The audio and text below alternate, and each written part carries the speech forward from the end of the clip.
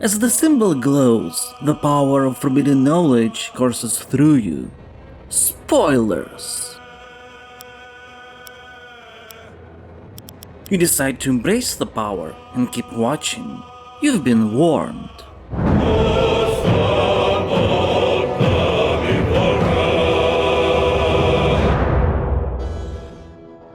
Polymorph. It might be weird to start discussion about Baldur's Gate 3 with this spell, but if you ask around, you'll find a lot of feedback that it's one of the most disappointing and useless spells out there.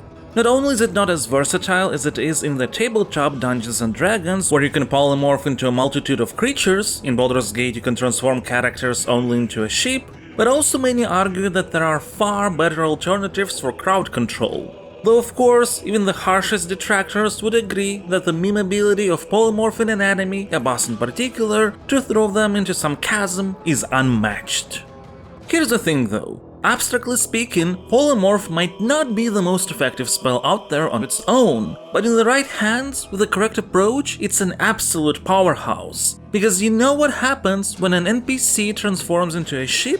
Their stats are overwritten by that of a sheep, which means they sorta suck. And while once the sheep's meager health of 3 reaches 0, it transforms into the original being, all the damage and conditions that were inflicted onto the sheep spill over without any additional calculations or checks onto the character when it transforms back. So in the end, you can take a particularly strong enemy with resistances to every type of damage, high armor class, particularly big bonuses to saving throws thanks to some abilities, then transform them into a sheep, apply vulnerability to a particular damage type as well as negative conditions that otherwise would be difficult to place, and follow that up by beating the shit out of that opponent in a span of a single turn.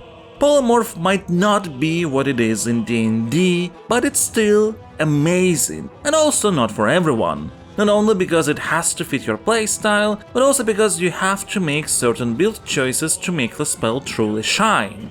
All this is to say that anyone's impressions of Baldur's Gate 3 are going to vastly vary depending on their priorities, preferences, the way they like to play or customize their characters. This is why in this video we're going to focus on a lot of high-level structural discussions, because Larian Studios' 2023 Epic wants to be more than a game that uses the D&D rule set. Baldur's Gate 3 wants to emulate the feeling of playing an actual Dungeons & Dragons campaign, so let's start with analyzing what that entails in the first place.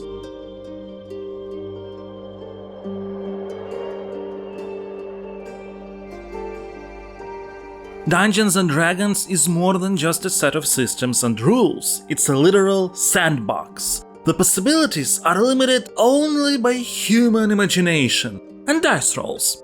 Despite their own set of advantages, video games can never reach the same amount of freedom and feeling of agency while keeping a heavy and coherent narrative focus. But by Odin's beard does Baldur's Gate 3 try. Every video game has a focal point, a foundation it stands on. Even sprawling RPGs usually revolve around either stories and particular roles you embody, or systems and the possible playstyles that are expected, or a combination of both. But with its goal of emulating the feeling of a D&D campaign, the ambition of Baldur's Gate 3 is to go beyond that. It's to recreate as best as possible the relationship between players and the Dungeon Master leading them through a campaign.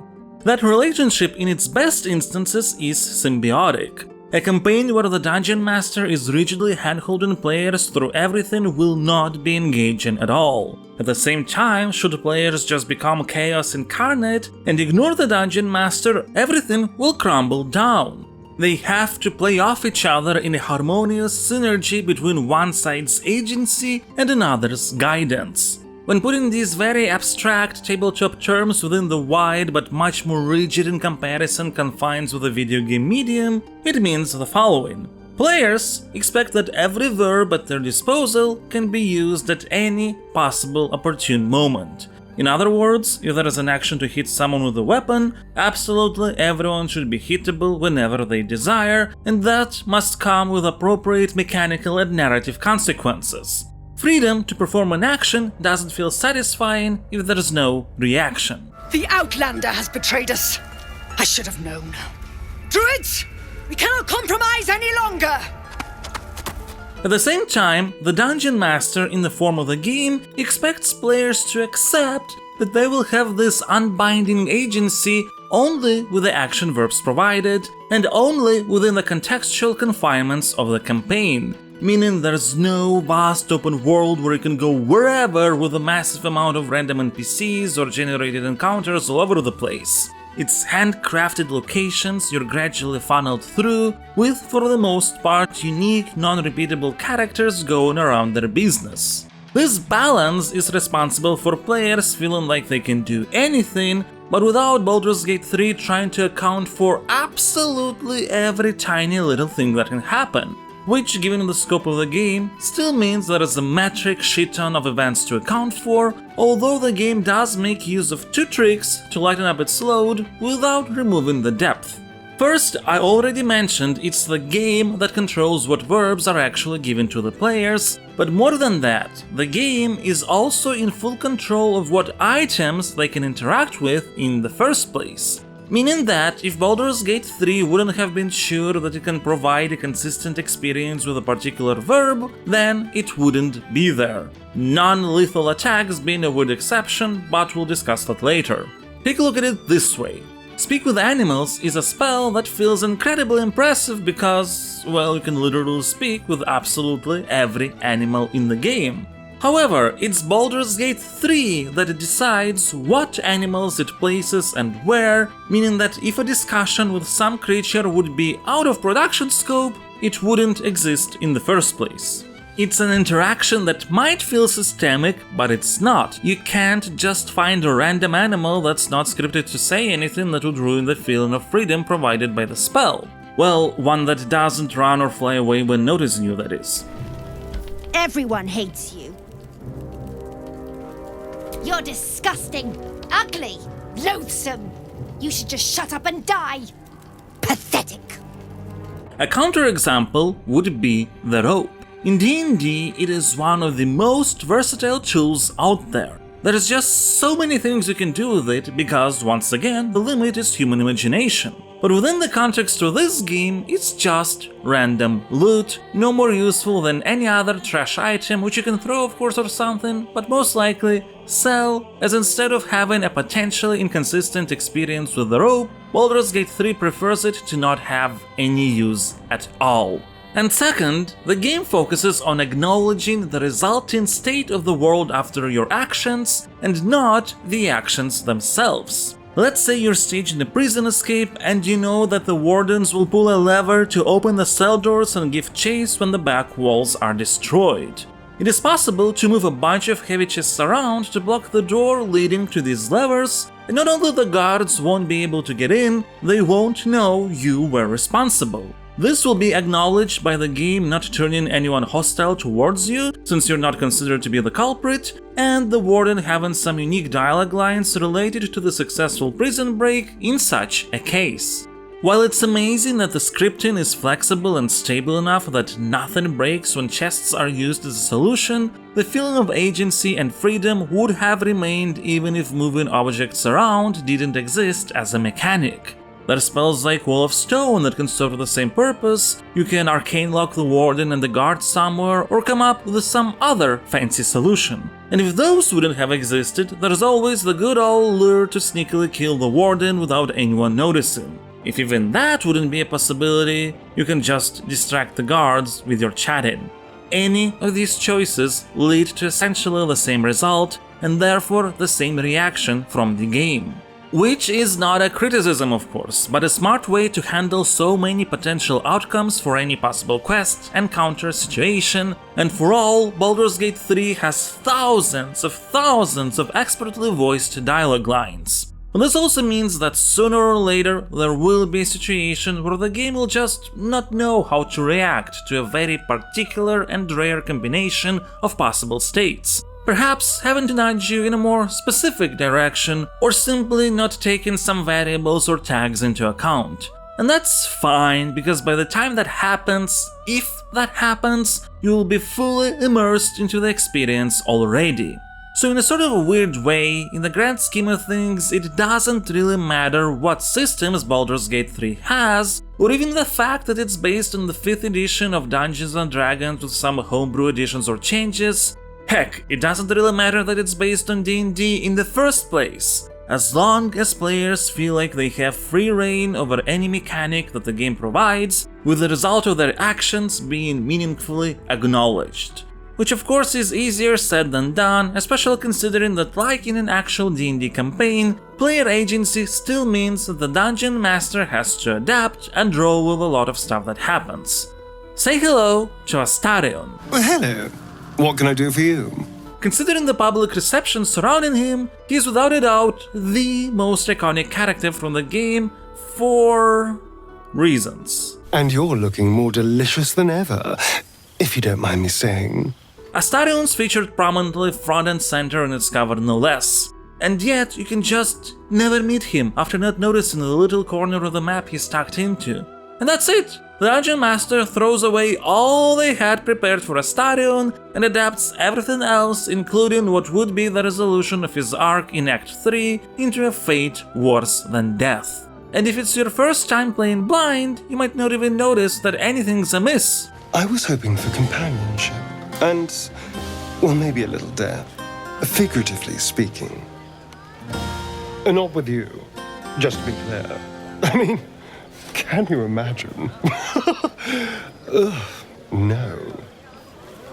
So how exactly does the game manage to keep a deep level of narrative detail and consistency while maintaining player freedom? Baldur's Gate 3 has 3 acts, but it has no relation to the 3-act paradigm. It doesn't mimic episode of the week TV shows. It forgoes the traditional storytelling structures in favor of pretty much the same toolkit that dungeon masters utilize in their campaigns. The story and gameplay elements are more like a collection of interchangeable building blocks rather than a sequence of particular events, even those that influence each other due to non-linear triggers. The most important aspects of this are modularity and motivation.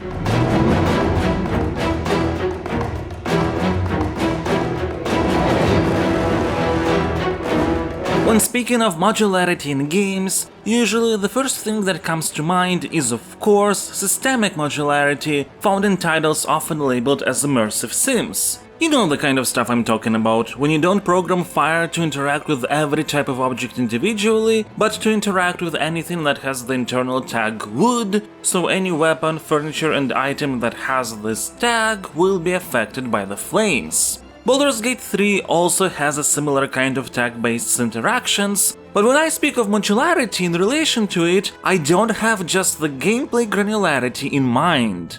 From a structural perspective, absolutely everything in Baldur's Gate 3 is modular. Every character, location, narrative beat, combat encounter, romance, all this stuff that has no relation to actual gameplay systems, it's still built in a way that can be mixed and combined in different manners. The trick here, of course, is that not every module has to be connected with every other one, and not every module needs to have the same amount of complexity or importance. What every module does need is a motivating factor ingrained within it, the reason why a module might matter, which, like any motivation, can be boiled down to 2 things: a problem and its solution. Of course, there can be multiple solutions, there can also be a process of trying to find a solution, and this whole motivation thing can be divided into, let's call them, sub-motivations, but that's the gist of the overlaying structure. To understand better what I mean, we can take a look at the map of the first act's main overworld area, the Wilderness. This may seem like a very sprawling, complex web of pathways and environments, but it won't feel as complicated when you view it as a set of various location modules. The ones with the highest complexity are the Druid's Grove to the northeast and the Goblin Camp to the west, the latter having particularly big underground environments too. There's locations like the Blighted Village, which may seem large, but it's actually not that complex, while most of the other areas in this overworld are fairly straightforward. Now, the Druid's Grove and Goblin Camp are so complex because of the amount of factions and NPCs within them. as these are the modules that were chosen to represent the central conflict of Act 1. Which gets us to motivation. Goblins under the influence of a cult want to kill everyone in the Druid's Grove. Tiefling refugees ultimately want to reach Baldur's Gate, but hide in the grove and can't leave until the goblins are dealt with. However, druids, fearing for their safety, want to drive tieflings out and are in the process of casting a ritual that will seclude the grove from all outsiders. This decision is pushed by a druid named Koga, though the actual leader of the grove, Halsin, would not agree with her. However, he is held captive in the goblin camp. The question is, of course, why as a player you should care about any of this? Well, at the very beginning, Baldur's Gate 3 literally infects you with motivation that's going to be relevant for pretty much the entirety of the game. There is a tadpole inside your head that, as far as you know, might transform you into a mind flayer at any moment. Of course, later we'll learn of some things that make this tadpole special, but that doesn't change the motivation. The druid Halsin might know how to cure your condition. However, there is a goblin captive in the Druid Grove telling about a very powerful priestess of theirs, and if we help the goblin escape, it is likely she can help. Which is an example of how the motivation of individual NPCs works and how it can be intertwined with their faction. Another example would be a tiefling named Lacrissa. Her character module, so to speak, consists of only 3 important events. First, in Act 1, you may speak to her to discuss the tieflings and her in particular chance of survival while reaching Baldur's Gate. If you want, you can even make a bet that she will reach the city safely. If Lacrissa is alive by Act 2, she will be found in a prison with some other tieflings. Should she be successfully rescued and survive till Act 3, you will find her working in Baldur's Gate, where if you have made a bet, it will be resolved. The reason I call this a module is because Lacrissa doesn't have to be a tiefling refugee for it to work. She could just as well be a random traveler in the wilderness of an entirely different race. Her prison cell didn't have to be shared with other tieflings, it could be separate. And the final meeting in Elfsong Tavern, again, would work for literally any kind of character. Plus, all these events are flexible and separate enough that you can become involved at any point in the campaign and it will still make sense. So dialogue lines aside, Lacrissa is an entirely interchangeable character. But by making her a tiefling and placing alongside all other refugees, while also creating little interconnections with Alfira's involvement, her little module enriches the fabric of that group. The struggle of those ostracized people as they try to find a new home for themselves. Her current role adds depth to the larger, more encompassing, let's call it Tiefling Refugee faction module, even though she herself doesn't influence the resolution of whatever happens with the Druid Grove, Goblin Camp, or anything after. Her role in the story is flexible and also entirely missable. I'm sure a bunch of people who are watching this video after beating Baldur's Gate 3 might be questioning now, who the fuck is Lacrissa? And that's absolutely fine, since the game doesn't demand you to meet her to understand the lore, what you have to do, or enjoy the story. Baldur's Gate 3 doesn't even require you to enter the Druid's Grove in the first place. Which brings us to another advantage of the modular approach. Multiple modules can be used to push you towards the same narrative conflicts or overall motivational goals. For example, there's far more than one quest that will nudge you towards Moonrise Towers, a particularly important location in Act 2. And if you didn't interact with a certain module to engage with a specific narrative beat, another one can be used to trigger it instead. For example, you can find one of your potential companions, Will, in the Druid Grove I keep mentioning. His motivation is to track down Karlach, who's another potential companion. It might just happen that you somehow miss Will in the Grove entirely, but you do find and recruit Karlach. In this case, during the next long rest, the game will have Will sneaking into your camp as per his motivation, so you could engage in the ensuing drama, and because of the switched order of actions, the way you contextualize what's happening could be entirely different. This modular approach to locations, factions, events, characters, and how their motivation drives them is used throughout the entirety of the game really. From the wilderness in Act 1 to the absolutely packed with quests the city of Baldur's Gate itself in Act 3. So this is how the game's approach to building its world and narrative is similar to how a dungeon master uses various building blocks at their disposal to dynamically build a path in front of the players while taking their choices into account. Now that we have cleared up the nature of modularity and motivation in Baldur's Gate 3 with some general examples, let's see how the game uses that foundation for its various modules, starting with the role of the players themselves as well as that of their potential digital companions.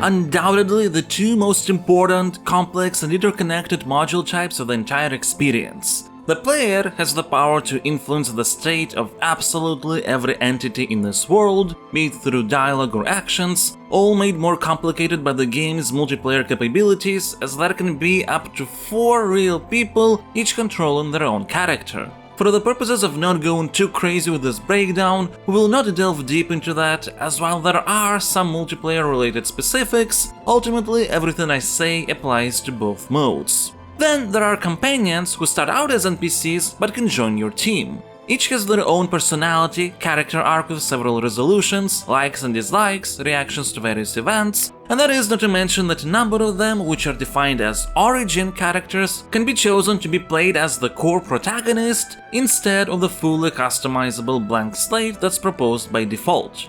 Though you can still customize a special origin character case, the Dark Urge. Origin characters are not just the reskinned Tav, the latter being the default name of your custom character, but have special scenes and interactions unique to them. That is, we don't mention that your Tav also has a lot of special scenes and dialogue options and whatnot, depending on the race, class, and in some cases, subclass. All this is just an insane amount of potential variables. But again, this huge amount of interconnected aspects becomes much more straightforward to grasp once you start thinking in modules. If we take the player, the most important thing is the tadpole in their character's head, and the end of the game deals with that tadpole one way or another. The default resolution to that is about as bad as it can get: you become an enslaved mind flayer. To avoid this, you need to have 3 nether stones in your possession that will open up possibilities of a different outcome. That's it, that's all that matters. Of course, Baldur's Gate 3 puts the nether stones in the possession of very important antagonists, one of which has to be dealt with at the end of Act 2 to be able to move forward, but as far as the core module of the player character cares, they could just lie randomly on the ground somewhere. As long as you get them and bring them to the final confrontation, you will avoid an ending that leads to your demise. While they're not necessary for the trigger condition, the antagonist modules make it so it would actually be interesting to get the 3 MacGuffins, and then there's all these other modules that create obstacles on the way, and there you have it, an adventure. Of course, this sounds way simpler than it actually is, but once again, that's part of how Baldur's Gate 3 manages to remain so flexible. You can look at other things that your character can do as sort of sub-modules. For example, each class and race has a number of unique dialogue lines and interactions, coming both from the players themselves as well as NPCs. The granular approach allows the game to take every gameplay-related module and see where it's possible to inject these tag-related sub-modules. You can even see which tags any particular playable character has. So let's say if a character has the tag of the Bard class, it doesn't matter what race they are, or even if they're a respect origin character, it will activate whatever module changes Baldur's Gate 3 has for this tag. Be it a poem battle with another Bard, going all ham with Murder Lord worshipping fish people, or insulting the assets of a couple whose privacy we so egregiously invade. Tell of my rutting, my virility. Don't want this puny rutting written down! Puny? I am strong! I am virile! I am Enough! Oh, a moment ruined! Passion squished like slow goats underfoot!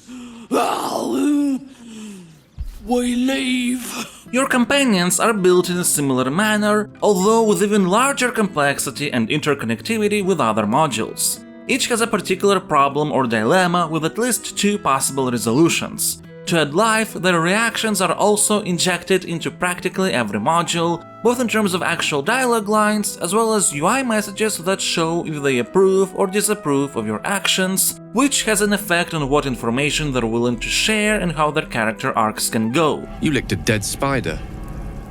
Dead spider. You licked it. That is something that happened. And romance, of course, which is essentially another sub-module type that is attached to every companion.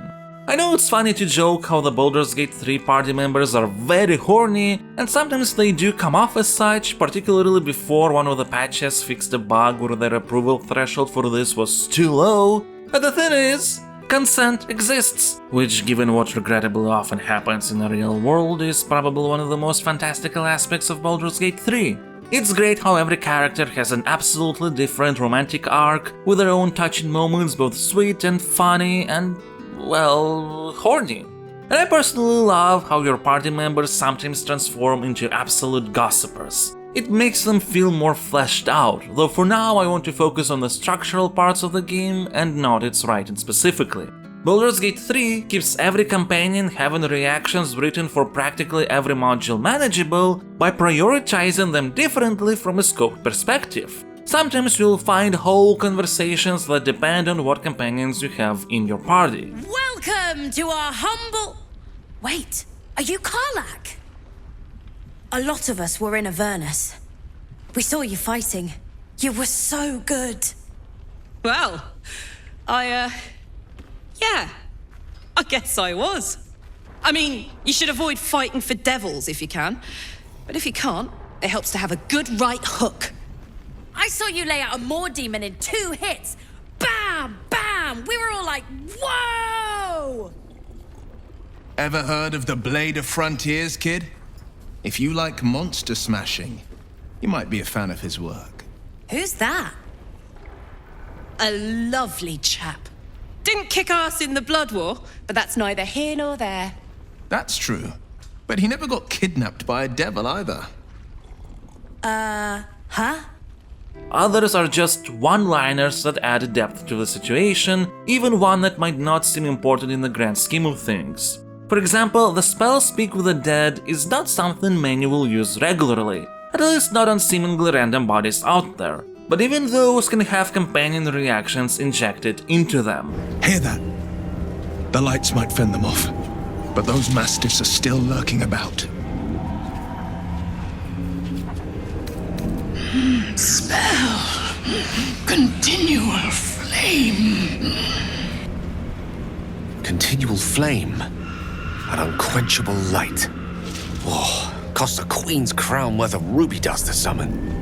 And the example in question also hints how to activate a unique encounter that will reward you with a very useful in the region ring should you beat it. This is something that has no quest connected to it or anything, but is all part of the process of exploration, discovery, and playing with a toolkit at your disposal. Regardless of how small or complex these localized conversations or gameplay interactions are, only a small percentage of players will ever see them because everyone makes different choices. But these kinds of things make all the difference and are key for maintaining the feeling of depth and freedom in Baldur's Gate 3, a feeling that spills over to its encounter design.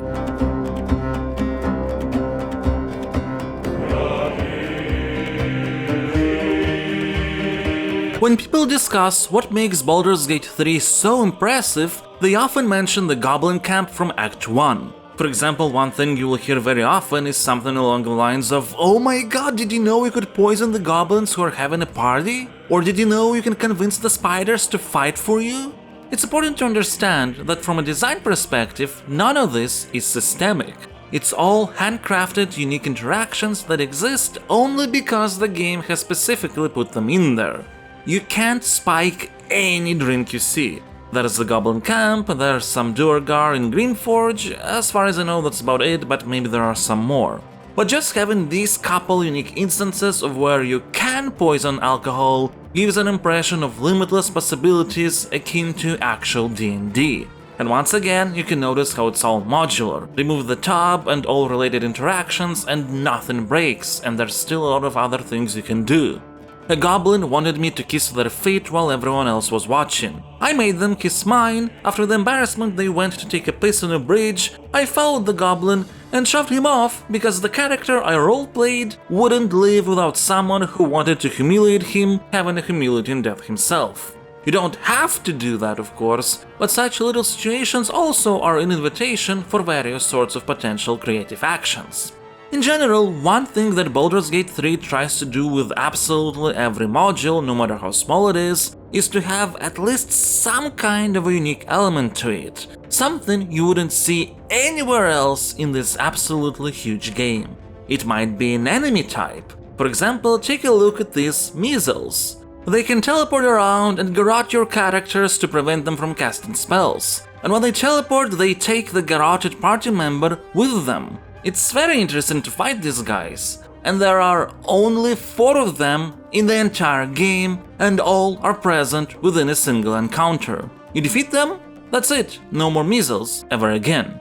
Of course, there are also enemy types that you will encounter fairly often, like let's say zombies. But only one fight with zombies is going to happen in a morgue filled with a constantly expanding poison cloud from vents which you can cover with various items. While Baldur's Gate 3 is not a game which you can complete without killing anyone, still a bunch of fights with both common and special enemies can be fully avoided, be it through a, let's call it, diplomatic conversation with some goblins, or causing a lethal existential crisis within a boss character with some persuasive dialogue.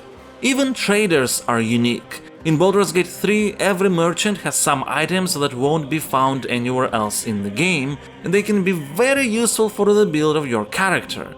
Some provide access to the full extent of their stock only after certain actions or dialogue options. Why did I start the segment with people's reactions to the Goblin Camp though? Many players view Baldur's Gate 3 as systemic as an actual D&D campaign, and it's true that a lot of mechanics in the game are systemic. You can pick up absolutely anything in the world to use as a weapon as long as the character is strong enough to carry the weight, including creatures. It feels so satisfying to fight enemies with, well, enemies. And as mentioned in the beginning, these kinds of systemic actions are part of player expectations, and there is a lot of cool stuff you can do by messing around with various verbs at your disposal. But what you might have noticed as we were delving deeper into the game's modular structure, what makes Baldur's Gate 3 feel truly limitless is not the fact that you can destroy chests and doors with weapons instead of unlocking them, not that you can wake up characters from any sleep spell or potion by shoving them, a fact that even enemies utilize in battle, not that you can use spells to push opponents into a cloud of daggers. All this is important, of course, and it's great that the possibilities are there, but what makes Baldur's Gate 3 truly shine is just its massive amount of unique, handcrafted content. Like the poison in the Goblin Camp example. It might not be systemic, sometimes any particular piece of content might not provide a wide array of solutions to solve them, but there is just tons of these modules. Enough that even if you think you're as thorough as you can possibly be during your first playthrough, on the second one you'll find a module you haven't before, and on the third even more. A location left untouched, an incredibly useful equipment item, a combat encounter you had no idea about, a creepy moment or touching conversation you didn't know existed. And the real amazing thing about Baldur's Gate 3 is that nothing is treated as low priority content. Don't get me wrong, this doesn't mean that absolutely everything has the same amount of complexity, assets, animations. That would have been impossible. Obviously, some situations reuse stock animations and camera placements, some replace cutscene actions with atmospheric narration, but this prioritization is based on the, let's call it, severity and importance of what's happening, and not on how many players will see the particular bit of content. Which makes sense, considering that even supposedly very important character-focused cutscenes are entirely missable, not to mention how some secret locations have a ton of elaborate events connected to them.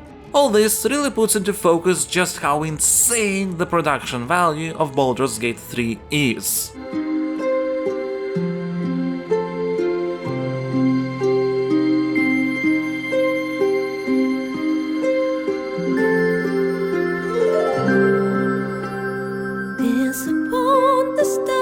Tonight, smile and pain will fade away.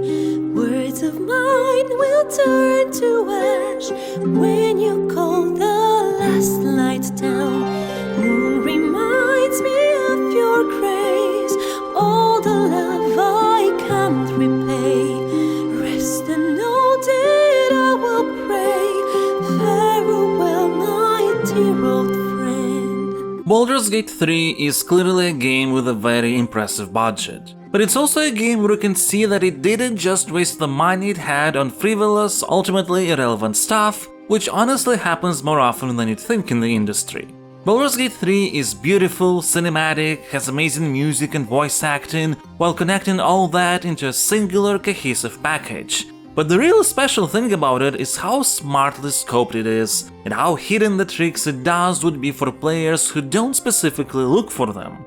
For example, I've mentioned animations just before, and like any other RPG, Baldur's Gate 3 has tons of dialogue gestures and animations it keeps reusing on a regular basis. And it does a very interesting thing. Every animation asset that's special, either because it's the only one in existence for that one specific moment or because it is used very rarely, is always shown front and center, so you would feel the full life of it. But if Minsky's words are not enough, then listen to those of one far wiser than he.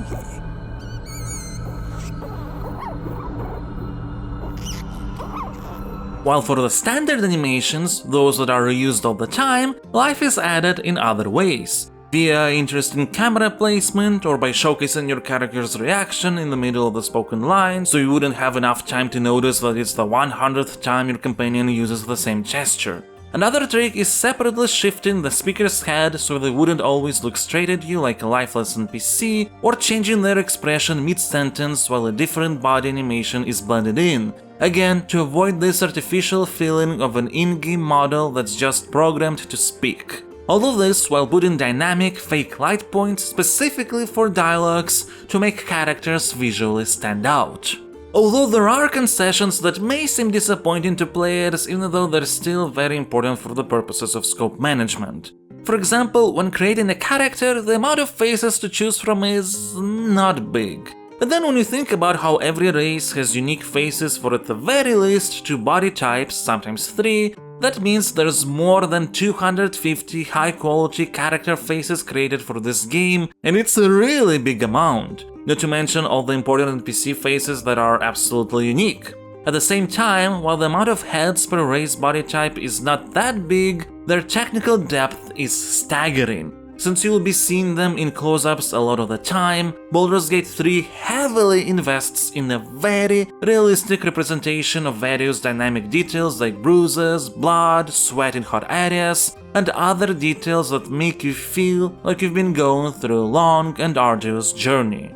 Ultimately, all these sorts of things are a matter of where and how the money should be spent for the most efficient and effective result, and I think that as a whole, Baldur's Gate 3 handles this question masterfully, considering all the amount of handcrafted and unique content it has.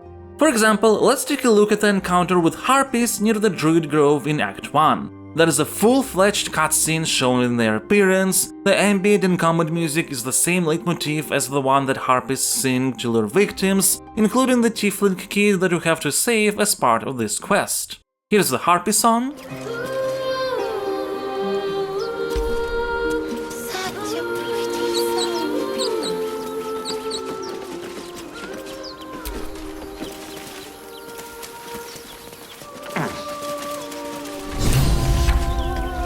Here's the same leitmotif in combat with them.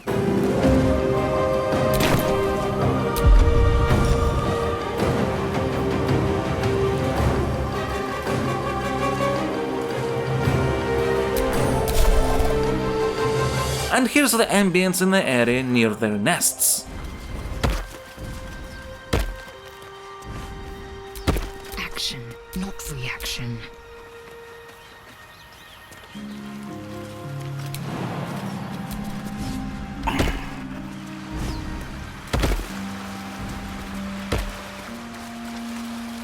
So this is a very cohesive package with a really high production value. There is dialogues, there is cutscenes, there is new music that only sounds in these segments, there is new models for harpies who are never seen anywhere else in the game, there is a whole environment dedicated specifically to these creatures, as well as an ability that only they can use. But there's a reason why all this was prioritized for this module, as it directly relates not only to the fate of the Tiefling refugees in general, since whether the child dies or not is up to you, but also this is one of the quests that influences your potential relationship with Maul, who's a fairly important character. I mean, like so many other characters in the game, she is absolutely missable, but her character module is among those that has bigger importance. Now compare this to the Measle encounter in Act 2 that we have discussed before. While it's true that this is another case of an enemy type seen only once, it's an entirely separate module with nothing connected to it. There is no quest directly related to them, there is no special character involvement, and as such, Baldur's Gate 3 doesn't have cutscenes for Measles, no unique combat theme specifically for this encounter, and even their Garrote ability is reused in special gloves you may or may not acquire later. So while this is still a memorable and unique fight, Baldur's Gate 3 doesn't invest in it more than necessary. In Act 2, it prefers to prioritize higher production values for, let's say, quests and events related to the various Thorm family members for increased dramatic effect. I see now. By example, I must edify and quell the light that blinds us.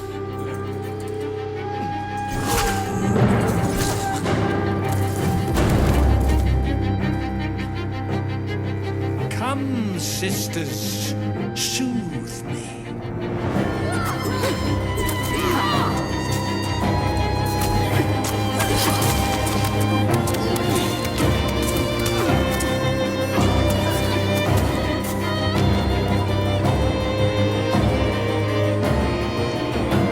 And let's not forget that the modular and granular structure of Baldur's Gate 3 needs also to be accounted for. Some modules require players to learn one piece of information or another, or for a particular character to do something, and for obvious reasons it is always possible that people involved might be dead. For all such cases, Baldur's Gate 3 has backup roles prepared, with their own lines and voiceovers. And in some cases it even has backups for backups, which most players won't ever see actually, but they're important to make sure the coherence of the narrative is kept as best as possible. Which obviously leads to a very interesting question. Backup characters aside, how exactly does Baldur's Gate 3 manage to tell a coherent story when there are so many variables and missable events? The answer lies in a phrase that you will hear quite often throughout the experience. As the symbol glows, power courses through you. Authority.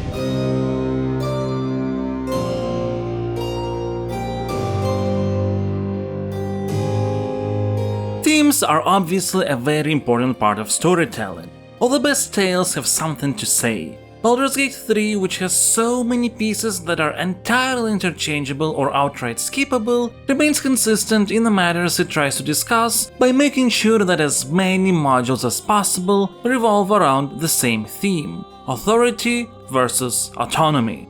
This topic can be seen pretty much everywhere in the game, starting with the core module focused on the player character.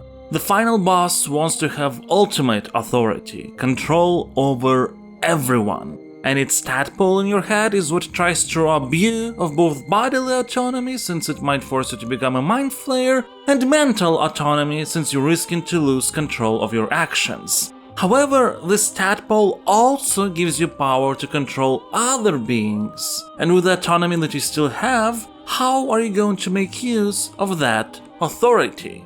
What adds depth to the exploration of this theme is that Baldur's Gate 3 doesn't simplify the whole matter into authority bad, autonomy good. It positions abuse of authority and careless autonomy as bad, while authority that empowers other people and responsible autonomy is good. The entire game revolves around exploring various parts of these spectrums as it relates to many different matters, that of faith, loyalty, love, leadership, friendship, interracial relationships, and so many others, and questions where you or the character you roleplay as place yourself on the spectrum within all these different topics. Variations of this theme are at the core of your companion's character arcs. Astarion's looks, charm and body have been used his entire vampiric life by his master Cazador for the purposes of gaining power. The tadpole infection has severed the connection between the two. What is Astarion going to do with this newfound freedom? Will he be able to heal from the trauma of the past, realize that he has the capacity to become his own person, or not knowing anything else in this life, will he continue the cycle of abuse by gaining the same power Cazador sought?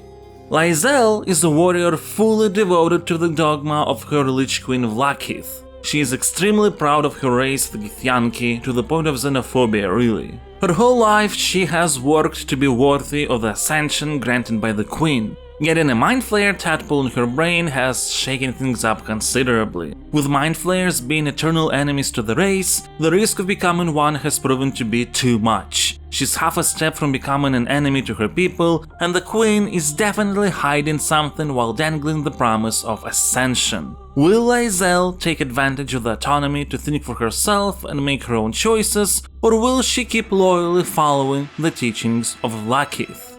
Shadowheart is at a similar dilemma with her devotion to the goddess of darkness and loss, Shar. She is expected to be absolutely loyal, all the while having no memory of her past being purposefully wiped. She is also regularly physically abused by none other than Shar herself, showcasing her disapproval whenever possible. And yet, Shadowheart has absolutely no doubts that what her goddess does is right. Or does she? Once again, it's up to Shadowheart and the player to see whether it's worth sustaining the abuse of a goddess for a promise of a reward.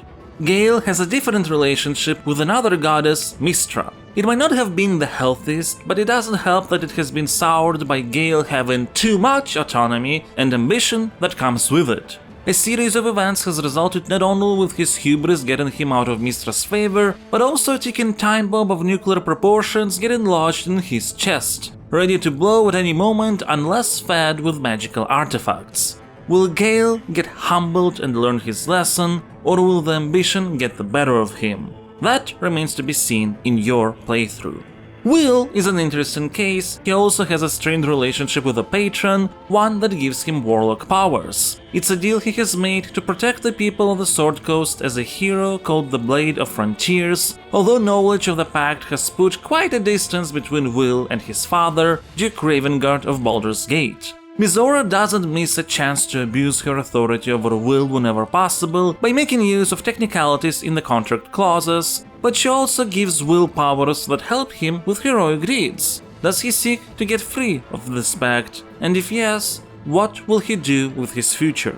And then there's Karlach, whose autonomy over her body was taken away from her. She got sold off to the archdevil Zariel. Zariel made a literal war machine out of Karlach by replacing her heart with a special infernal engine. It is extremely hot, preventing Karlach from touching anyone without hurting them. More than that, while the engine works fine in the plane of Avernus, Karlach's home is Baldur's Gate, and in Faerun, this engine will eventually make her literally burn down. What's worth more? Dying on your own terms in your homeland among the people you care about, or keeping your life but spending it in literal hell being hunted by the archdevil you escaped from? These are not all the possible companions, but as you can see, all the origin characters have their own dilemmas focused on abusive authorities of various kinds in their lives and how to deal with them using their autonomy. And what I find particularly endearing with Baldur's Gate 3 is that character romance is not something that's just additive and separate, but rather becomes an integral part of their arcs, uncovering parts of their personalities that otherwise would remain hidden. The theme covering authority and autonomy touches the core cast of antagonists as well, the chosen of the dead three gods. The most interesting out of them is undoubtedly Catherick Thorm, following of Merkel, god of death. Before his resurrection as an immortal undead, Catherick is a figure who has been disappointed by one deity after another, feeling betrayed even. The grief first caused by the loss of his wife and later daughter made him succumb to darkness. This doesn't excuse the way he abuses his authority, but you do get to empathize with the man and understand the reasoning behind his actions. Just an all-around great villain, and it definitely helps that Catherick Thorm has one of the most badass introduction scenes in existence. You creaking old bag of shit!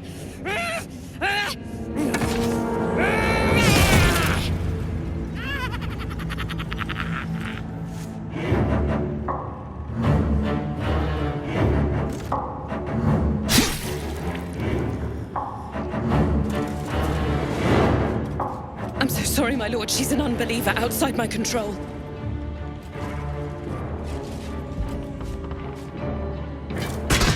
Try again.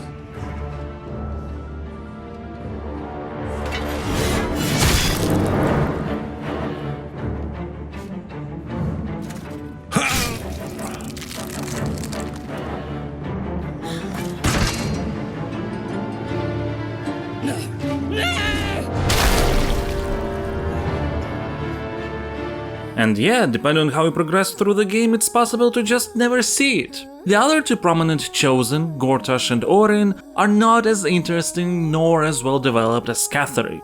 Don't get me wrong, they're still memorable in their own way, with Orin being just batshit crazy, a literal embodiment of murderous chaos, and Gortash, a manipulative little bastard, once again both being tied to the themes of authority and autonomy, but not enough has been done with them to make them feel truly fleshed out. The various tidbits you learn related to their history and motivation are not enough, plus it's mixed with tons of other stuff Act 3 has to handle. Act 2, on the other hand, is fully focused on Catherick Thorm and his family.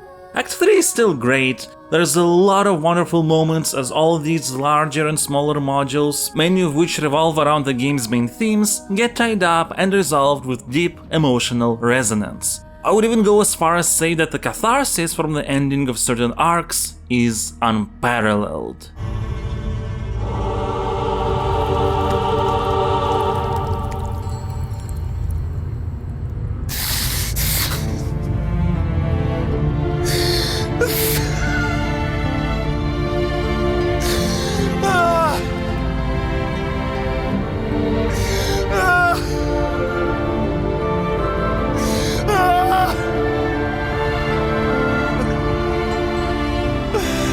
But still, there's just a lot of stuff in the last third of the game, and perhaps the city of Baldur's Gate is the one place where you can feel the modular structure the most. There's just so many particularly distinct modules that it can feel overwhelming, especially when you first get to the city and open the map and see all the things that you already have to resolve when you get there. Which I guess is a good segue into a topic that we have managed to avoid so far: the actual design of systems, quests, and the like.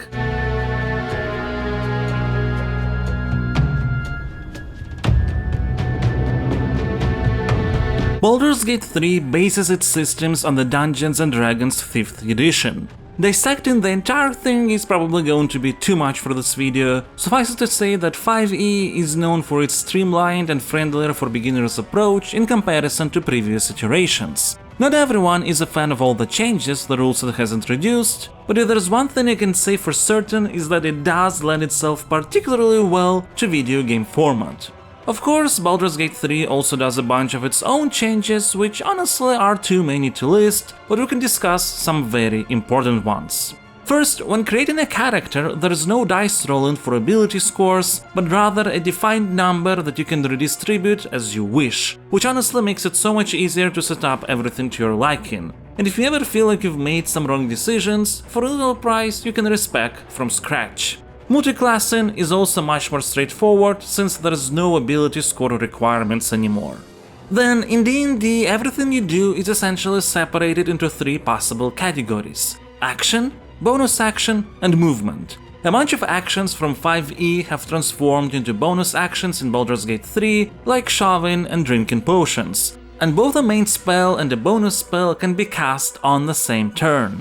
These changes ensure that practically every turn there's something you can perform as a bonus action. It is said though that Baldur's Gate 3 didn't manage to adapt the ready action to its gameplay, as sometimes there are situations where it would fit perfectly. Totally understandable though, it's a mechanic that's fairly easy to track in a real tabletop setting, but implementing it digitally would be hell. Some changes and additions are more in line with the game happening in a 3D environment, something that can be replicated in the tabletop version of course, but is much more clear and consistent when you can actually see your characters in the world. Like the new high ground rules will gain a bonus to attack rolls while shooting from above, and a penalty when from below. This is used to great effect in many arenas across the game.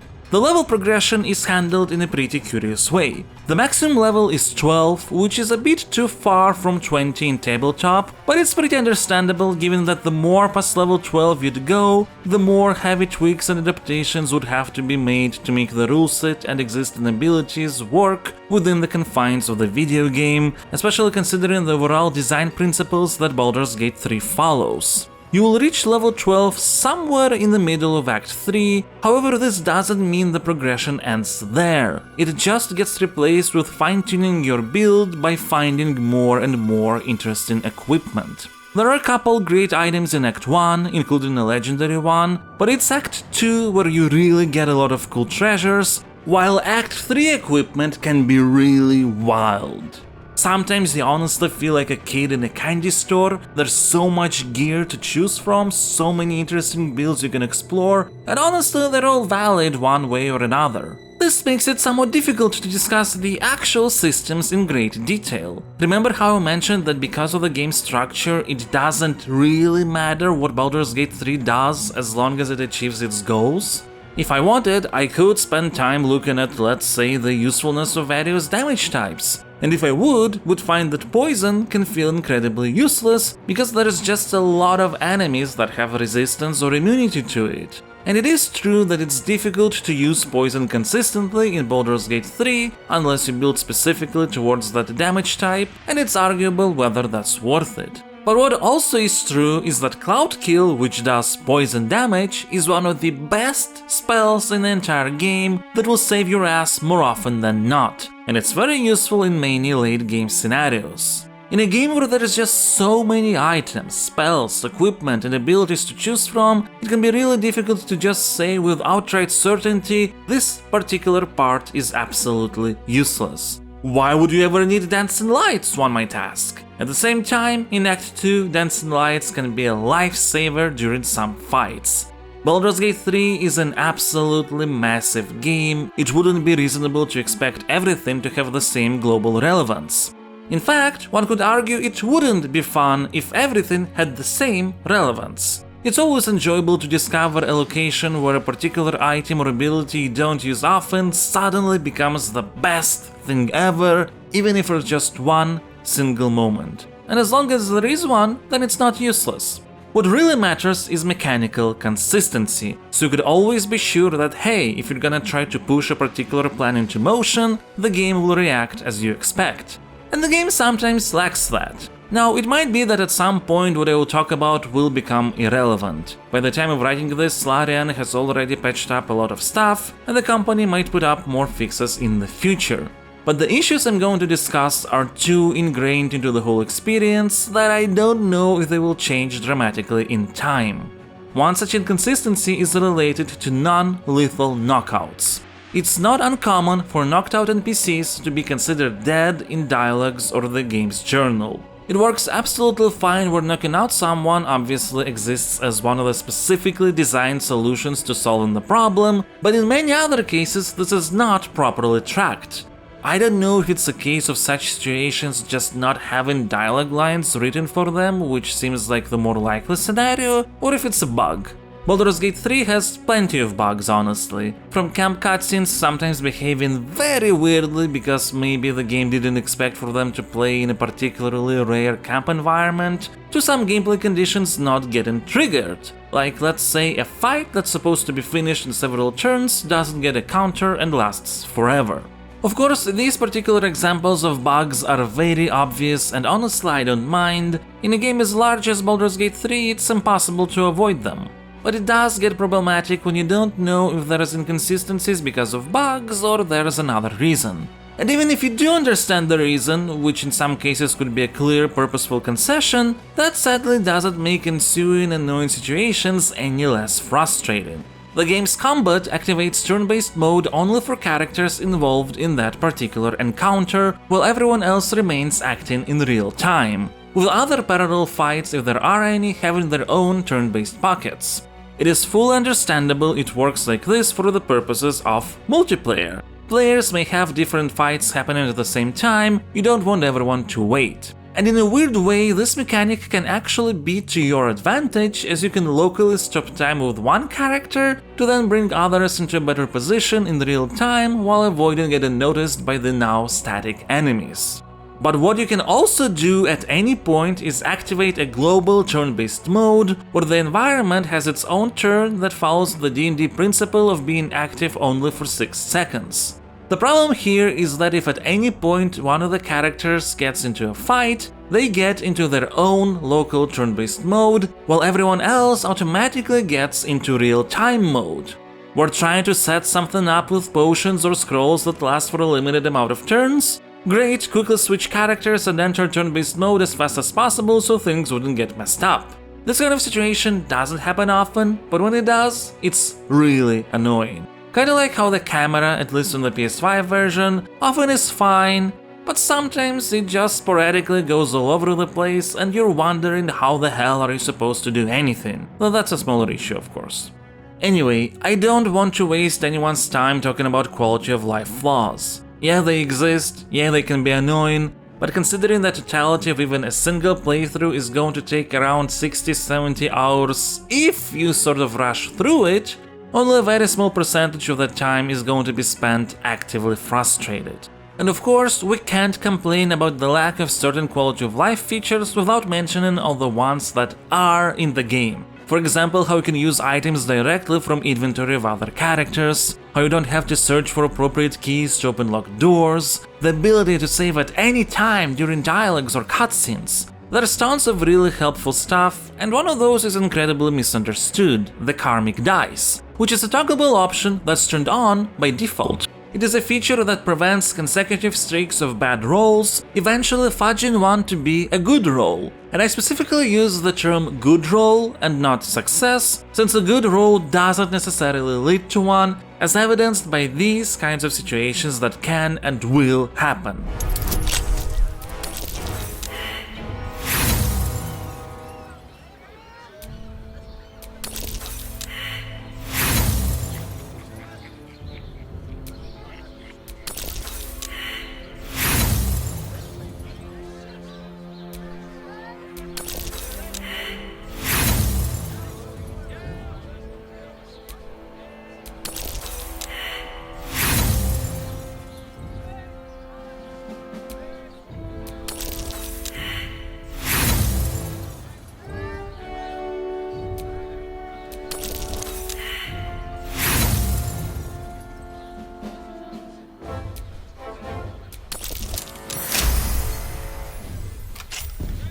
But Karmic Dice do not turn streaks of good rolls into failures. They did do that in the early access days at some point, but that was changed. The fact that people all over still claim that the feature turns successes into failures just shows how our brains misunderstand randomness. What is true, however, is that Karmic Dice prevent bad roll streaks for enemies and NPCs too, otherwise it would be really imbalanced. But again, in my experience, it doesn't force actual successes, and it's a system that works per character rather than per group.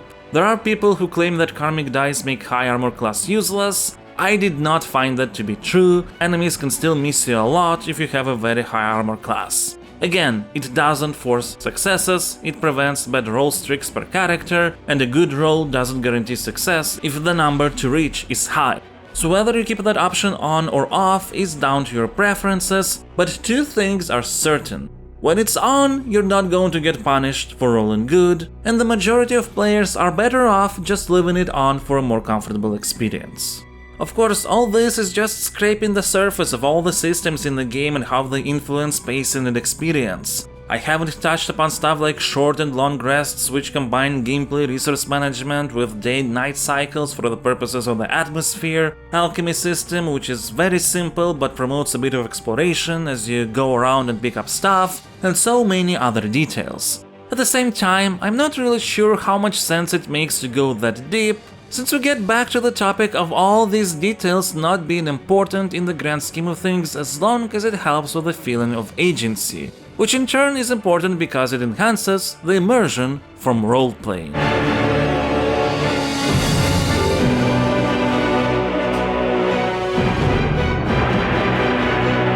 touched upon a bit already, the promise of the role-playing experience in Dungeons & Dragons is that you can be, well, anyone and do anything. And the Dungeon Master will respond in kind with appropriate narrative consequences. Video games obviously can't improvise narrative on the spot, everything has to be created in advance, even if it's something constructed out of various building blocks, hence the whole modular structure we have been discussing for a good chunk of this video.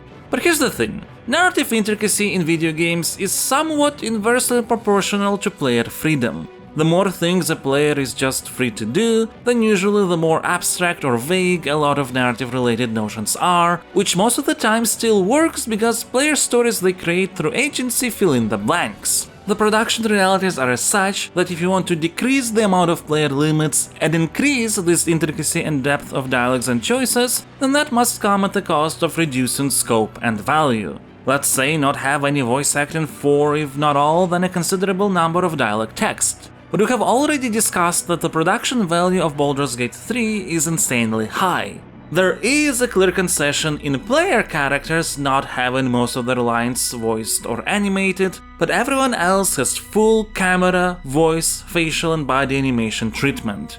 This means that adding any sort of additional reactions comes at a potentially considerable cost, far higher than just adding extra text bits. And look, Baldur's Gate 3 is a game where even absolutely unimportant one-dialogue NPCs can have a different reaction to a player. For example, here's how an NPC reacts to this dialogue prompt when spoken by a bard, and I assume most other classes get the same line. Aye, I'll second that. And here's the response to a barbarian. I don't know if there are any other classes it applies to. I don't know, you're a pretty big bastard, or reckon you could chuck one further than most. But I catch your drift. This is literally an NPC that you're gonna talk with just once in the entire playthrough, and you might not even choose that line, but the different responses are there, voiced, animated, everything. However, some choices might be too expensive to handle. Remember Koga, the druid that wants to close off the grove from the rest of the world? One of the ways to deal with the situation is to kill her. However, doing so without investigating and telling about her shady dealings will lead to an all-out war between the druids and the tiefling refugees, which, you know, makes sense. However, this still happens even if you use illusions to separate Koga from the rest and then kill her without any witnesses. In this case, the battle won't start until you leave the cave she's in, but it will still happen. Even if there's ostensibly no proof that you or tieflings are involved in Koga's disappearance in any way, there is no indication that she is dead in the first place. It's sort of assumed that the druids get to this conclusion regardless. And you know, if a real dungeon master in an actual D&D campaign could adapt to this kind of situation, the game can't without making all the extra content for the druids wondering where Koga is, maybe us convincing them she's just disappeared or whatever, to make this sequence of actions fully acknowledged. Not to mention changing the script and logic of so many closely related quests. Killing Koga without witnesses should have huge implications on the entire Druid's Grove module, but realistically speaking, how many players are going to go out of their way to do it like that? I assume that really not a lot. And I did say that Baldur's Gate 3 achieves its high production values by being smartly scoped, and spending a very considerable amount of money on an extreme edge case would not be that smart, as regrettable as the absence of that is. Isabel is a very important character in Act 2. Talking to her triggers a fight in the Last Light Inn where the tiefling girl Moll gets kidnapped. If you happen to not talk to Isabel even after visiting the inn, she will have a unique introductory dialogue when you get to the location after the narrative point of no return. However, Moll still goes missing. Again, you can see how things were scoped due to importance, since Moll staying in the Last Light Inn forever would require absolutely different content in Act 3, if not for the questline itself, then at least for a bunch of dialogues. Moll is a good character, but not that important to be handled in such an edge case. Again, the nature of these circumstances is very unlikely, and the actual important part with Isabel is handled already. These kinds of decisions are smart. And obviously there's still a lot of variety in terms of situations, both big and small. Particularly the complexity of everything that can happen with companions where there's just so many different variables is beyond imaginable. If Astarion is often in your active party, you are likely to receive a part of his quest where he wants to find the devil Raphael, who can help with translating what the writing scarred on Astarion's back means. This feels very important because if you go against the deal with Raphael, Astarion might leave the party. However, if Astarion has been mostly in your camp and didn't open up enough yet or never meets Raphael personally with you, none of this happens, and Astarion can learn the information required in Act 3 through other means to still get to the various potential conclusions of his arc. So there is an insane amount of permutations of how things can go depending on if Astarion is often in your party or not, if you're romancing him or not, how high is his approval, and whatnot. All these depth and scope and decisions obviously influence the role-playing capabilities. And I'm not going to go as far as saying that you can roleplay as any kind of personality. The existence of edge cases I've mentioned means that there might be situations where the game can't handle what kind of character you want to roleplay as. At the same time, it wouldn't be fair to criticize Baldur's Gate 3 for not providing freedom in this regard, because there is just so many personalities you can roleplay as. For example, you would think that dialogue options with the Bard tag would push you towards a single, particular kind of Bard, right? But no, you can be a pompous Bard, or a snarky Bard, or a Bard that's just absolutely full of themselves. You can also be a Bard who farts in a genie's face to distract them from cheating, and let's be absolutely honest. Who wouldn't want to do that? What is that vile smell? Are you dying? The role-playing issues can arise if you're trying to play an evil character outside of the Dark Urge origin, but in the context of Baldur's Gate 3, evil is mostly considered to be abuse of your authority, manipulation of people, overblown ambition that puts others in danger. So as long as you accept that whatever personality you play as stays within the range and dilemmas of the game's themes, I think you will find the amount of role-playing options staggering. There are consequences to a paladin breaking their oath. You're a cleric of Selûne who starts getting feelings for Shadowheart? Prepare for some unique conversations. Though not every deity gets the same amount of attention, but still. You'll find a certain character named Barcus alive or dead depending on where you go exploring first. Barcus is searching for his friend Wulbren, and let's just say that your opinion of Wulbren will change significantly depending on whether you see how he interacts with the friend who wanted to save him or not, leading to different choices. Want to see if you can convince a coffin maker to prioritize making one for grieving parents who lost their child? You can, but only after you talk to the parents, of course, and learn of their plight. There is no quest for that or anything, it's just something you can check if you can do. Some people say that Act 3 peters out where it concerns expansiveness and amount of possibilities, but I disagree. There is just as much insane variety there as there was in Act 1. The difference is that Act 1 was very well known thanks to the early access builds, and that Act 3 has to start tying everything down to bring the game to an ending that would be more manageable in scope, which means not a lot of global differences, but a lot of details that change depending on your actions. Though, for what it's worth, the developers have been patching in additions like Epilogue and improved evil endings. But at the end of the day, the amount of variables doesn't mean anything if the writing isn't up to snuff. It turns out no one actually cares about murder, as long as you murder the right people.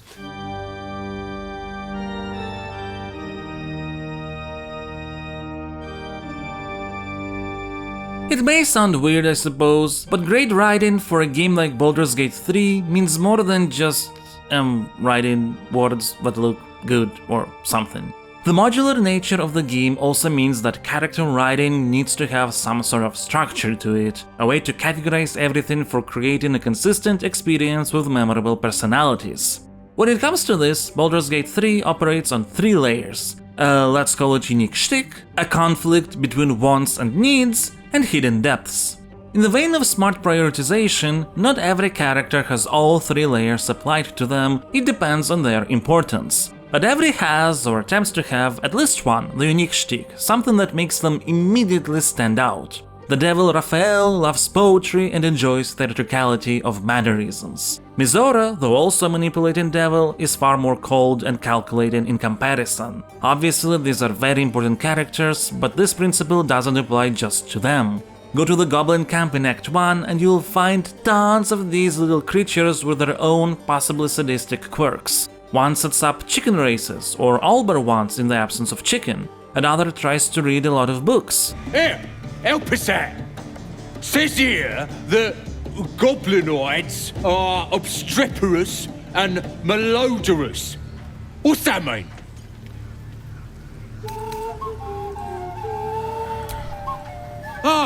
Oh, yeah, of course. Yeah. I'd have said that. Bit wordy though, innit?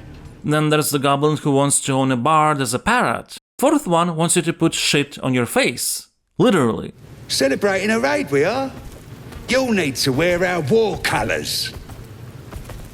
Nice to have this across the mug. Ought to do it.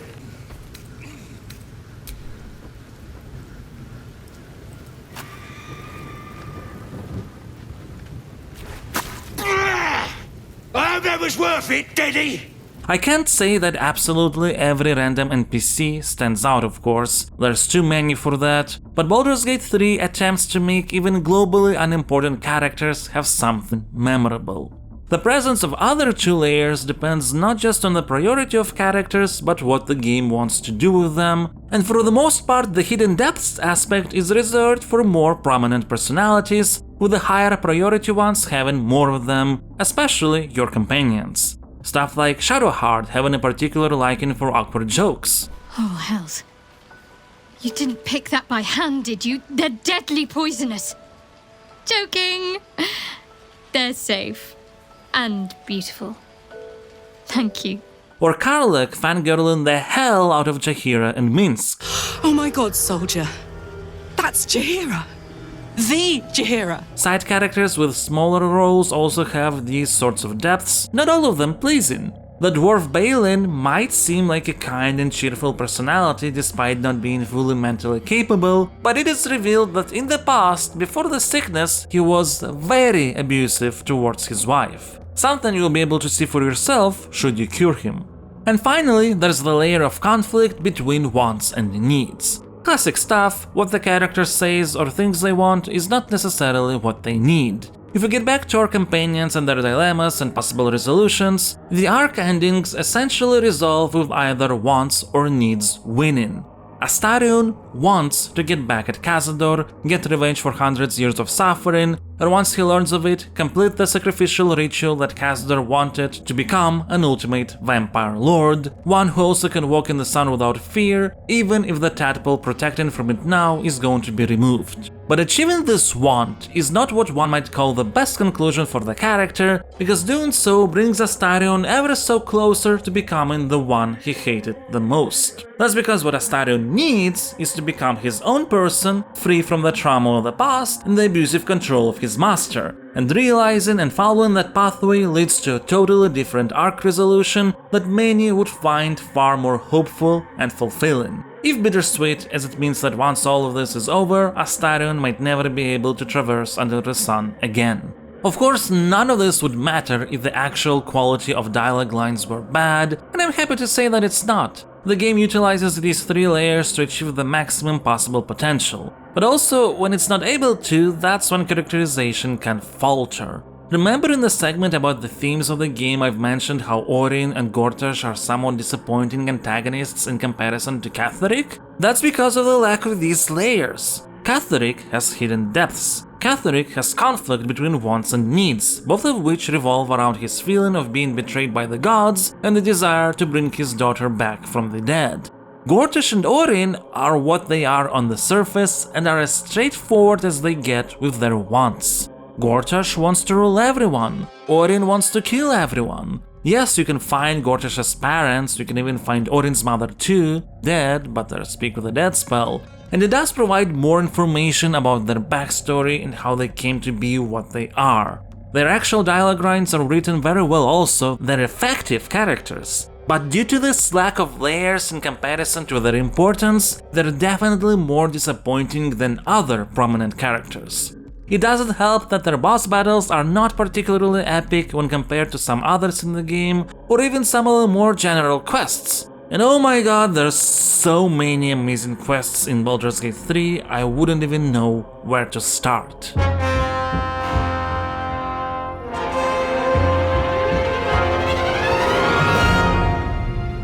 In the granular structure of Baldur's Gate 3, a quest is a collection of various modules grouped together. If we get back to the poison in the Goblin Camp example, it's something you can do while infiltrating the camp, but it's not a goal, it's not required for progression, and should you desire to fight the goblins of the party, it's not the only way to deal with them. Because of this, quest goals are usually very abstract. If you want to complete the quest of killing goblin leaders, it doesn't matter where and how you kill them, only that you do. Lure a leader to the Druid Grove to fight them there, or destroy the bridge under their legs so they fall to oblivion, doesn't matter, the quest only checks the state of the character. Need to go through a trial with an invisible pathway and avoid falling down? The quest is not to find the correct way, the quest is to just get the object at the end, meaning that using stuff like Dimension Door, Misty Step, or just simply jumping is all valid since the quest doesn't care how you do it. Combine this with Baldur's Gate 3's approach of attempting to have something unique or special, even a little thing, in every module, and you have tons of unique quests with multiple approaches thanks to each location and quest and whatnot having more than one module connected. This does mean that some of the game's modules can be less successful than others, especially when it concerns puzzles. There are good ones, for example there is a bank vault door which requires a code to be opened, and that code can be found in a restricted office which you can sneak into through various means. But there's also some hints lying around warning against using water due to electrical magic. And lo and behold, create some water, electrify it, and you short-circuit the entire mechanism. There's only one little puzzle like this, and it's really nice. A puzzle that's not really nice is in another location where you have to make sure the water is of the appropriate level and temperature before a door can be opened. It's just very confusing to understand the mechanism, and I think in my particular case it might have been bugged, because sometimes it felt like the valves skipped a step and were overloading too quickly. I honestly didn't quite understand how I managed to open the door in the end. Not a great little module there. But there's only one instance of a situation like this, and you can also circumvent it because the place it leads to has an alternative entrance in a different location. Besides, in the grand scheme of things, these frustrating or underdeveloped modules are not the rule. Baldur's Gate 3 is full of absolutely amazing quests, and I wouldn't even know where to begin. The daring escape from the Iron Throne where you have to help all the prisoners get out in a limited amount of turns before the whole underwater complex blows up, while a bunch of fish lizard-like guards try to stop everyone? I was just throwing speed potions left and right so the escapees would have had a chance. The tension whether everyone will make it or not is palpable. Or how about the whole ordeal in the House of Hope, which among other things takes this already great leitmotif of the devil Raphael? The House of Hope, where the tired come to rest and the famished come to feed lavishly. Go on, partake, enjoy your supper. After all, it might just be your last. And transforms it into one of the catchiest boss battle soundtracks ever.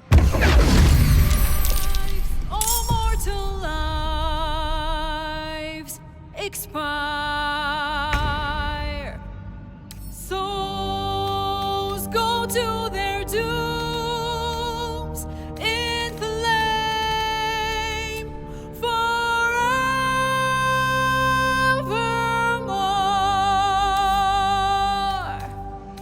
Hell, hell, hell has its laws. Hell, hell, effect in the cause. Curtain falls, but hold your applause. Squirm, squirm, for now down here come the claws.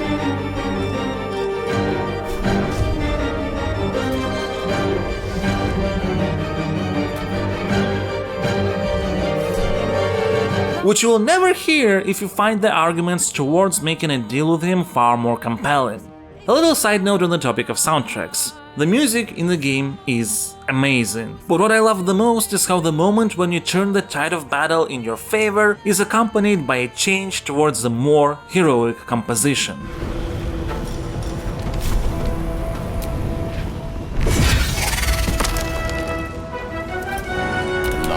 is set.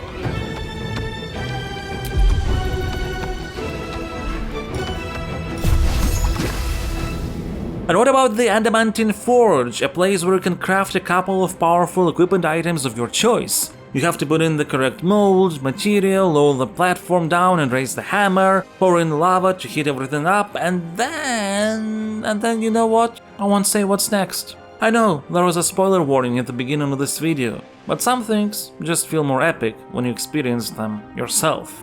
One of the biggest what the fuck twists that blow your mind is not even part of a mandatory quest, and it's incredibly tragic to boot. I'm not going to even hint at what it is, that wouldn't be relevant for making my point. But in the topic of spoilers and quests, I do want to touch upon some aspects of the ending. Very often in huge games like Baldur's Gate 3, the final encounter and everything that follows is underwhelming. I didn't get that feeling here.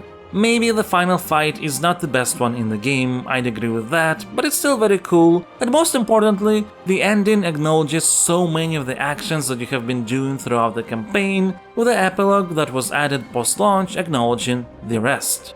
I know a lot of people misunderstood the statement about Baldur's Gate 3 having 17,000 ending variations, and were very disappointed that globally there's only a couple main ways how the game might end. But I think this reaction undervalues the importance of permutations, how there's so many different characters who can be present in the whole finale sequence and what they will do and what they will say, and in case of companions, who they will be as people at the end of it all. It's incredibly satisfying to reach the end of the experience and then see how everything actually mattered. And that feeling makes you want to restart the game immediately and check out how else things might go, and you're making different decisions and are just astonished at how flexible all these modules and building blocks are and how unique you can make every adventure that way. Your own adventure. And that seems to be a fitting moment to get to rating the game with my Stasocritic scoring system.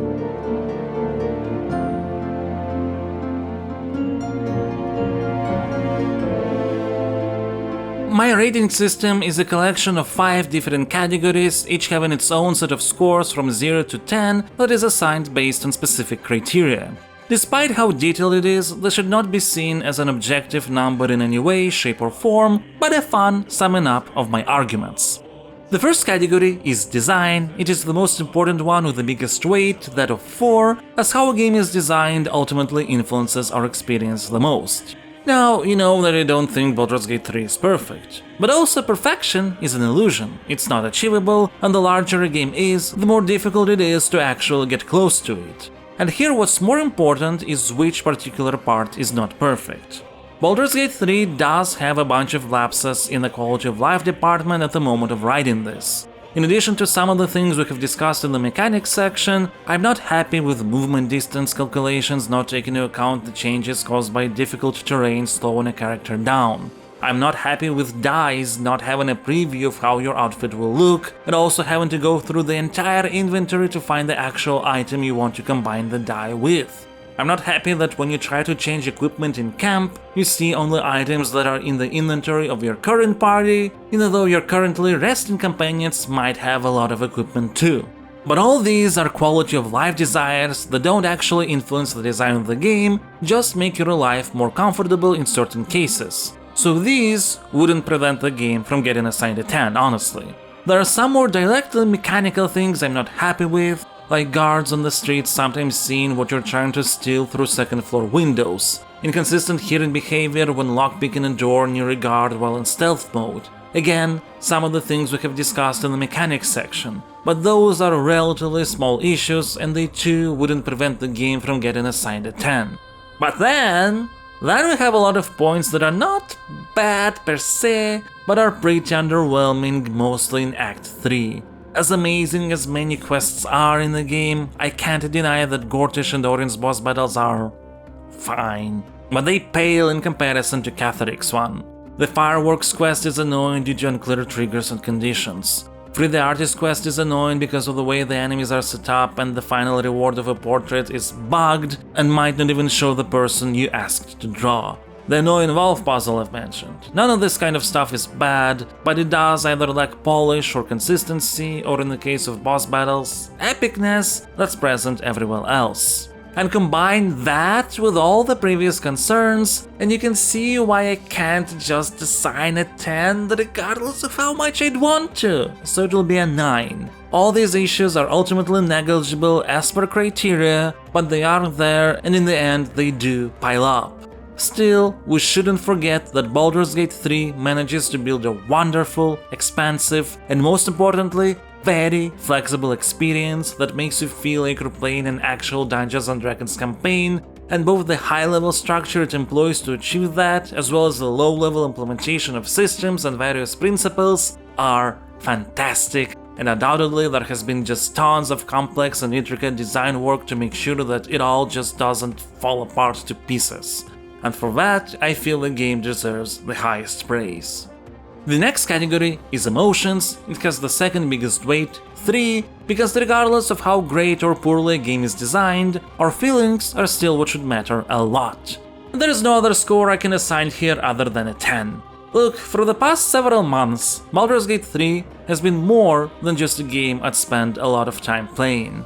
It literally became a part of mine and my wife's lives. The TV has seen at the very least 400-500 hours of Baldur's Gate 3 already, and is likely to see even more. So many Baldur's Gate 3 YouTube and TikTok videos were watched. So many thoughts targeted towards this game, its characters. The level of immersion is so deep, and Baldur's Gate 3 keeps surprising you in areas you wouldn't necessarily expect. Remember I mentioned Barkus once? I didn't really get into the details of his involvement, but let's just say that when you meet him for the first time, well, he's alright.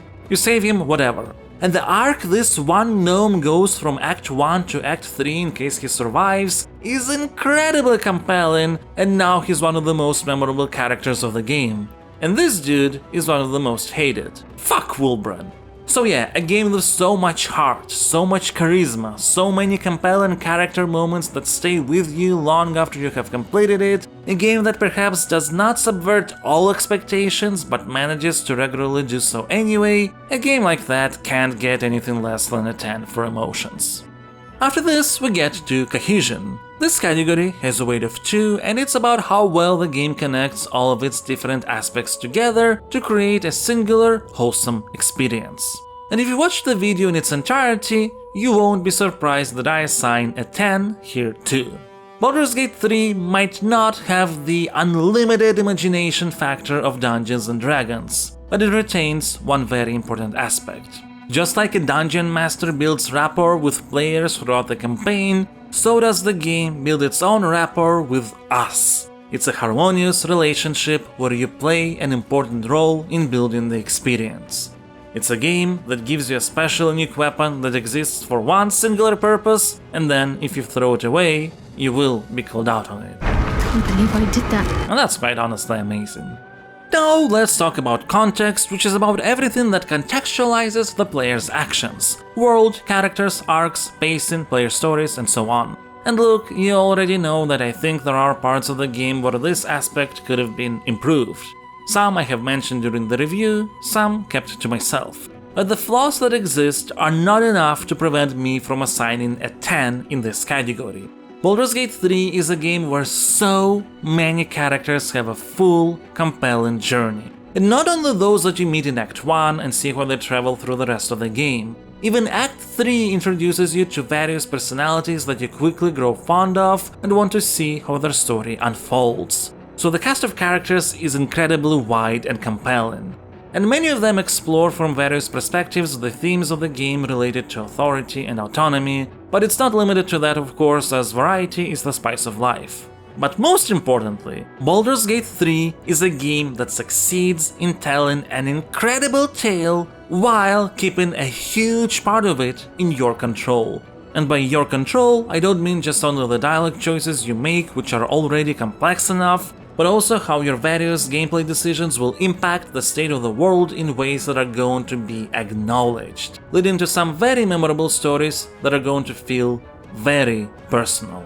So yeah, when you take all that into account, some characters and plot points that are not even bad but just somewhat disappointing in comparison to everything else the game does greatly is really not that big of a deal. And finally, we reach aesthetics. This is all about visuals, music, sound design, voice acting, everything. And here I will also assign a 10. And again, it's not like the game is absolutely flawless. It's so big and sprawling that it would be impossible for it to be like that.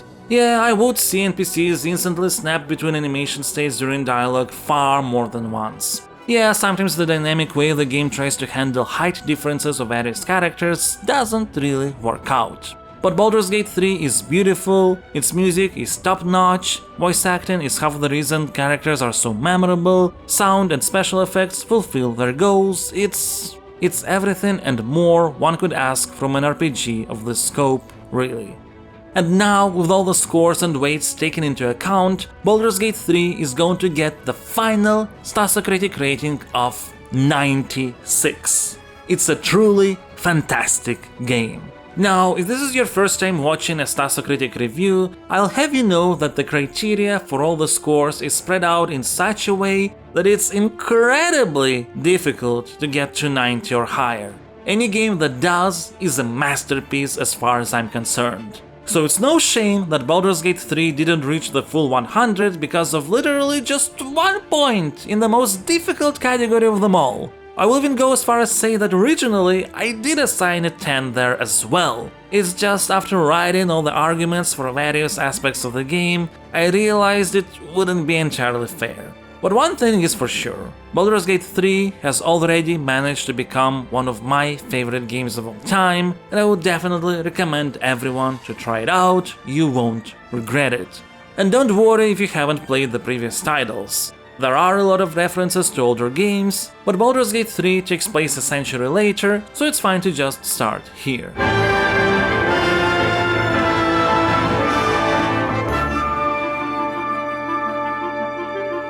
I don't plan the length of a video from the get-go. I just write what I feel needs to be said about a game. This means that I might talk about a title that's 100 hours long for 10 minutes, or I can discuss a 30-minute experience for an hour and a half. The point is, I don't try to arbitrarily analyze everything in as high detail as possible. All that is directly proportional to how relevant I think it is for the discussion. The reason I'm saying this is that despite how long we've been discussing Baldur's Gate 3 for, and all the different topics we've touched upon, for the most part I stayed closer to the high level of things. That's because, reiterating the point from the very beginning of the review, with Baldur's Gate 3, you are the one who's going to be responsible for the exact shape your experience will take, which of course is largely defined by your priorities and tastes. Obviously, I could pad out the runtime even more by analyzing every plot point, breaking down every important character, taking a look at the ins and outs of, if not all quests, then at least the most prominent ones. And it would have been a potential interesting discussion, sure. But here's the thing, it wouldn't be a discussion about your Baldur's Gate 3. How can you discuss the importance of various narrative beats in a game where, depending on your choices, some might not exist entirely and others might have different contexts surrounding them? How can you discuss what mechanics are valuable or not if, depending on the circumstances, everything can be valid? Maybe if all these aspects were more rough and less polished, maybe then I would find it worthy to spend more time analyzing those particular details. But as it is, I'm saying for I don't know which time already, what Baldur's Gate 3 does exactly is not what's important. What's important is how it manages to set up an experience out of tons of various interconnected building blocks and how it takes your input so together you would create a memorable, compelling, heart-pounding adventure. So while I do thank you for watching this very long and elaborate video, I will kindly ask you to leave a like as well as a comment, do turn it off and go on your own deeply personalized journey in Baldur's Gate 3. One more time if you already have. You'll thank me later. To you.